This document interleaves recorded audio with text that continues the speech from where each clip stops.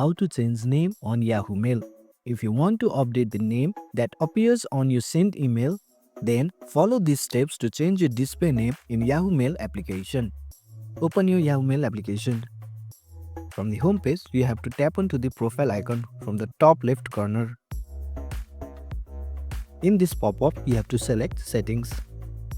In the Setting interface, tap on Manage Accounts. Then you have to tap on the logo of the profile picture.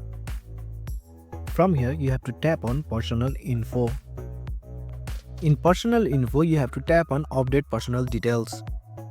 Now you just have to tap on First Name. Then delete the old name and enter your new preferred name. Tap Save to apply the change. And that's it. Now you know how to change your name on Yahoo Mail. Thanks for watching. If you found this helpful, give it a thumbs up and consider subscribing for more tutorials.